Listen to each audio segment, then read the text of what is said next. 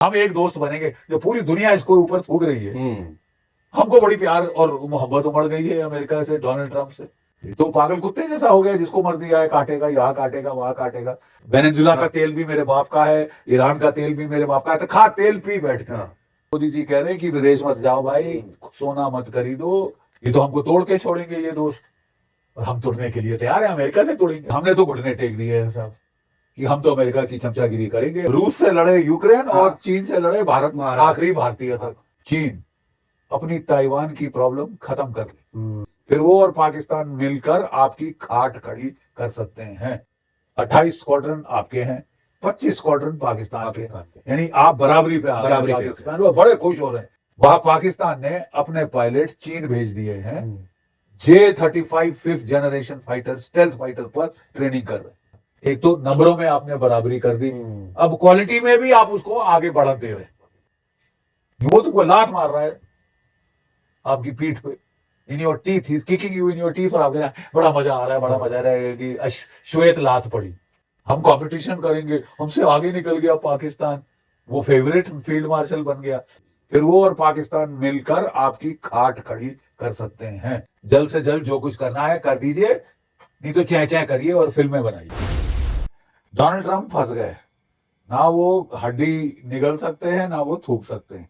दुनिया भर में तबाही मचा रखी है जब से प्रेसिडेंट बन गया है। पहले टैरिफ कभी 50%, 145%, अब बात कर रहा है 500% टैरिफ लगाऊंगा अगर भारत ने रूस का तेल लिया। तो पागल कुत्ते जैसा हो गया, जिसको मर्जी आए काटेगा, यहाँ काटेगा वहां काटेगा। अगर डोनाल्ड ट्रंप ये लड़ाई दोबारा शुरू करते हैं, जो पहला कार्रवाई ईरान और हूती का होगा कि वो रेड सी का रास्ता बंद कर देंगे। आपके पास दुनिया का कितना प्रतिशत तेल है? 16%। तो आप 35% का लॉस कैसे मेकअप करेंगे? आपने खुद नहीं तेल इस्तेमाल करना। American oil company Chevron, Exxon, वो व्हाइट हाउस जाके बोल रहे भैया लड़ाई बंद कर दो, लड़ाई बंद कर दो साहब। बोले क्यों लड़ाई क्यों बंद करे, तुम तो मुनाफा कमा रहे हो। कहते भाड़ में गया मुनाफा, जितना तुम तेल महंगा कर दिया है $120 प्रति बैरल उसके ऊपर, तो लोग इलेक्ट्रिक कार खरीदनी शुरू हो जाएंगे। इलेक्ट्रिकल व्हीकल 60% दुनिया के कौन बना रहा है? चीन बना रहा है। विंड मिल कौन बना रहा है? चीन। सोलर पैनल कौन बना रहा है? चीन। और इलेक्ट्रिकल स्टोरेज बैटरीज कौन बना रहा है? चीन। तो दुनिया कहाँ जाएगी? इस पागल के पास जाएगी या वहां? तभी तो मोदी जी कह रहे हैं कि विदेश मत जाओ भाई, सोना मत खरीदो, ठीक है, बाहर से वस्तुएं मत मत करो, 4 days a week, 5 days a week करो, दफ्तर घर से करो। जैसे कोविड का टाइम आ गया था, उतना बड़ा संकट है ये। आप शक्तिशाली हो, पावरफुल हो, अभी आप क्यूबा में, आप कनाडा में, मतलब इसको रोकने का सर और कोई तरीका नहीं समझ में आता। इसको रोकने का तरीका यही है कि हमने तो घुटने टेक दिए हैं साहब कि हम तो अमेरिका की चमचागिरी करेंगे, हम तो चम्मच हैं, 250 साल गुलामी करी है, हम थोड़ी और कर लेंगे। ये तो हालात कई लोगों की सोच है। इस देश के अंदर ये 250 साल गुलामी की आदत तो है ही, आदत है, गोरों के तलवे चाटने की आदत है। तो चलो साहब, ये गोरे नहीं यूके के तो यूएसए के गोरों के तलवे चाट लेंगे साहब। डोनाल्ड ट्रंप की महिमा मंडन बेसरताज बादशाह बना देंगे उसको। लेकिन साहब आप रूस को देखिए, चीन को देखिए, ये दो देशों ने स्टैंड लिया, औकात दिखा दी जब चीन में गए। औकात दिखा दी। ये है गरिमा, सिविलाइजेशनल स्टेट है चीन, हम भी तो सिविलाइजेशनल स्टेट है। हमारी गरिमा क्यों हम नीलाम करने पे लग गए? ठीक है, अब ब्रिक्स का समिट हुआ साहब, हम ब्रिक्स के प्रेसिडेंट, हम ग्लोबल साउथ की आवाज, और हमारी आवाज इतनी सहमी हुई कि भाई ना करो ना, डोनाल्ड ट्रंप नाराज हो जाए तो हमारी तरफ से बाहर में जाए। दुनिया की तू इकोनॉमिक तबाही कर रहा है और तू दुनिया को मजबूर कर रहा है शिफ्ट टू ग्रीन एनर्जी। और मेरे ख्याल ये संकेत ऊपर से शायद मालिक दे रहे। जेडी सर, ये जब चाइना का विजिट हुआ तो कई बार इनके जो हाव भाव थे बड़े डिफरेंट थे दोनों। उन्होंने साफ कह दिया भाई ताइवान का तुम नाम नहीं लोगे। एक और यूक्रेन जो इनके लिए आखिरी यूक्रेनियन तक लड़े। रूस से लड़े यूक्रेन, और चीन से लड़े भारत, आखिरी भारतीय तक। भाई तुम्हारी तो बहुत ज्यादा आबादी है, मरवाओ थोड़ी सी, वो करो, मैं बैठ के ताली बजाऊं, तमाशा देखो, तो मैं तमाशा देखूंगा। तो फिर ऐसा जब हमको दिख रहा है तो आई थिंक फिर बोलना नहीं जी हम चीन से दुश्मनी करेंगे। अब उसको समझ आ गया है कि अगर मेरे को लड़ना है ताइवान में तो मैं दूसरा फ्रंट क्यों खोलूं? क्यों कि इसके पहले चीन अपनी ताइवान की प्रॉब्लम खत्म कर ले, या लड़के या नेगोशिएशन किसी तरह से कुछ करके भी वो कर ले। अगर वो कर ले तो वो पूरा फ्री हो जाता है तवज्जो आपकी तरफ देने के लिए। फिर वो और पाकिस्तान मिलकर आपकी खाट खड़ी कर सकते हैं। यू डोंट हैव टाइम कि वो बहुत समय है, हम पहले भारत मंडपम बना लें, भरतनाट्यम कर लें, ये कर लें, वो कर लें, वो धरा का धरा रह जाएगा साहब। अगर आपका देश की सुरक्षा सर्वोपरि है।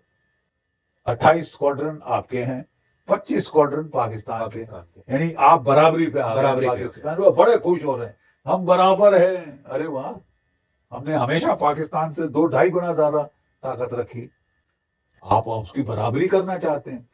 25 स्क्वाड्रन की पाकिस्तान की एयरफोर्स, 50 स्क्वाड्रन की चीन की एयरफोर्स और 3-4 स्क्वाड्रन की बांग्लादेश की एयरफोर्स, और आप 28 स्क्वाड्रन से लड़ना चाहते हैं। अभी जैसे चल रहे हैं वो तो और कम होता जाएगा।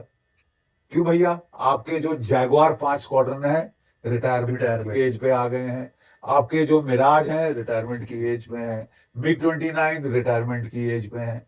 आप कब से हम लारा लप्पा सुन रहे हैं कि 160 रफाल, 200 रफाल आ रहे हैं, आ गए आ गए आ गए, बस आ गए। अभी तक तो हमको ठेंगा नहीं दिखा है। 5th जनरेशन फाइटर किधर है?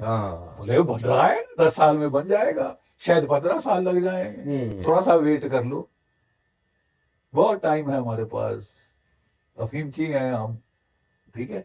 और वहां देखिए चीन के पास 400 से ज्यादा 5th जनरेशन फाइटर है। 6th जनरेशन फाइटर का प्रोटोटाइप बन चुका है। 2035 तक उसके पास तकरीबन 1000 5th जनरेशन फाइटर होंगे। आपके पास कितने हैं? 0 अंडा।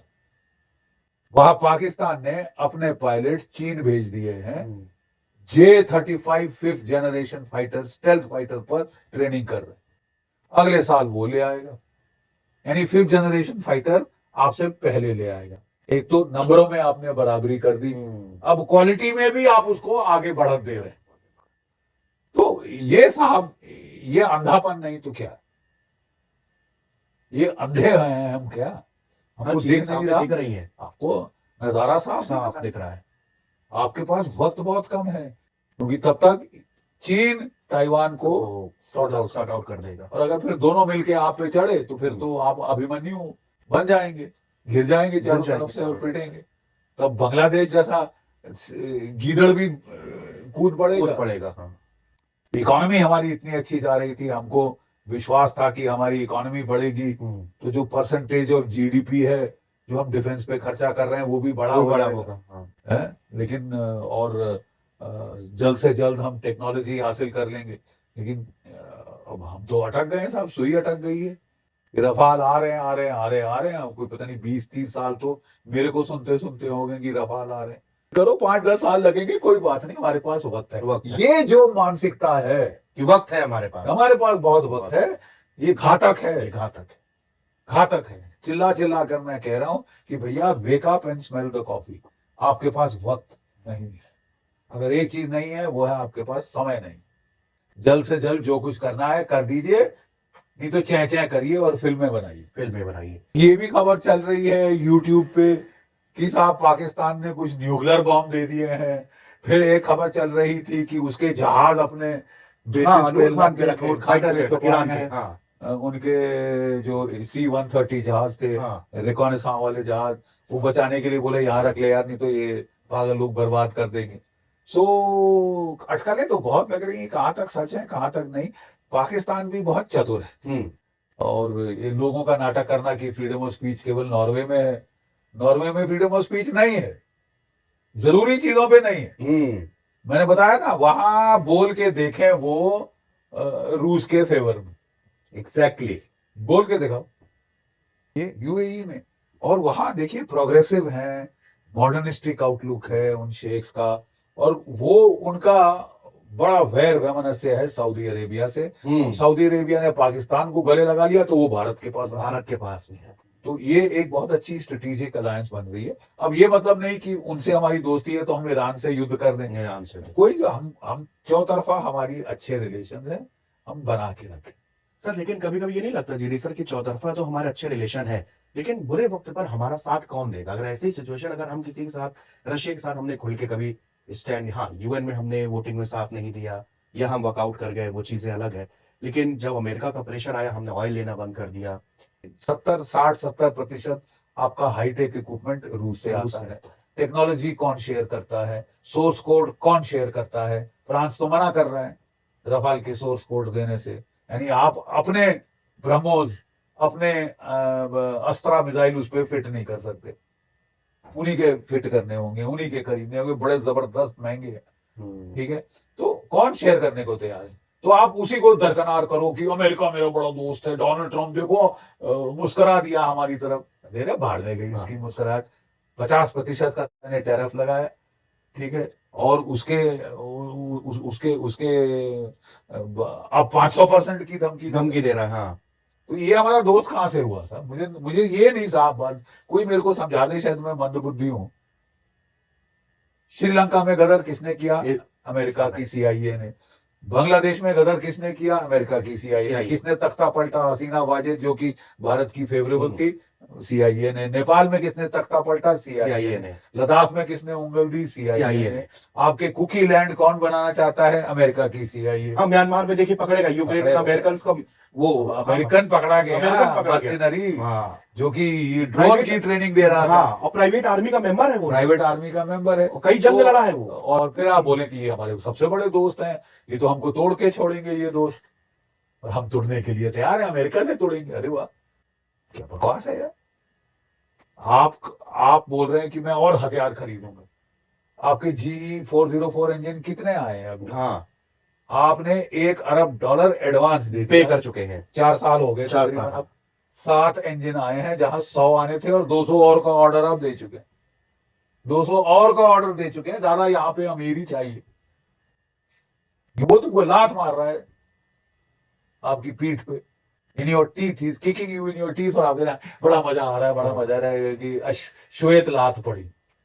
स्ट्रेटेजिक बैलेंस नहीं तो ये आदमी तो पगला रहा है, कभी कुछ कभी कुछ कभी कुछ, कभी ये कंट्री इन्वेड, कभी वो कंट्री। अब ये लड़ाई खत्म नहीं हुई, गले चढ़ गई, ये खत्म नहीं, समझ नहीं आ रही कैसे खत्म है। क्यूबा में लड़ाई, क्यूबा में लड़ाई, हमको बड़ी प्यार और मोहब्बत उमड़ गई है अमेरिका से, डोनाल्ड ट्रंप से। हम कंपटीशन करेंगे, हमसे आगे निकल गया पाकिस्तान, वो फेवरेट फील्ड मार्शल बन गया। कि एक तबका हमारा इतना कायल क्यों हो गया है अमेरिका का? Exactly सर, ये इसका आंसर नहीं मिल रहा कि क्या ऐसी चीज है क्योंकि हमारे कई ब्यूरोक्रेट, कई पॉलिटिकल, सबके बच्चे कहाँ पढ़ते हैं, वहां जाते हैं, और अब वहां लात पड़ रही। हाँ, कि वहां लाते खाएंगे साहब, आइस वाले आएंगे और हमारी पिटाई करेंगे, और हम बड़ा खुश महसूस करेंगे कि हम श्वेतों के साथ रह रहे। अमेरिका जैसा इस समय जो तानाशाही में उतारू है, इसकी कल्पना को देखिए, ये जो ईरान का युद्ध है, इसकी इंपॉर्टेंस क्या है?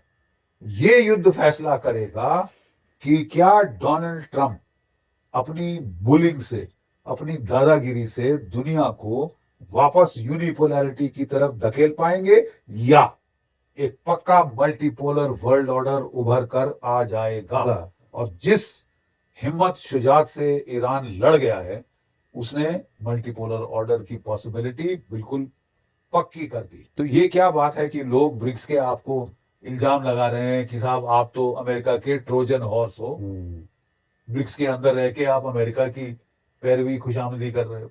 ये तो बहुत ग्लानि की बात है। जो आपके लाते मार रहा है, लताड़ रहा है आपको बार बार, एक बार नहीं कई बार, और फिर देखिए, प्लीज समझिए, जो ट्रंप का चाइना विजिट है, उसने क्या चीज साफ कर दी कि चीन और वो अपनी लड़ाई खत्म करना चाहते। तो फिर आपका क्या वर्चस्व रह गया? आपका तो पूरी अमेरिका के साथ स्ट्रेटेजिक पार्टनरशिप का, क्वासी अलायंस का पूरा राशनल एक ही था कि भाई हम दोनों मिलके चीन की समन्वय बराबरी करें। तो जब वो चीन से मिल गया, तो आप क्या समन्वय करोगे?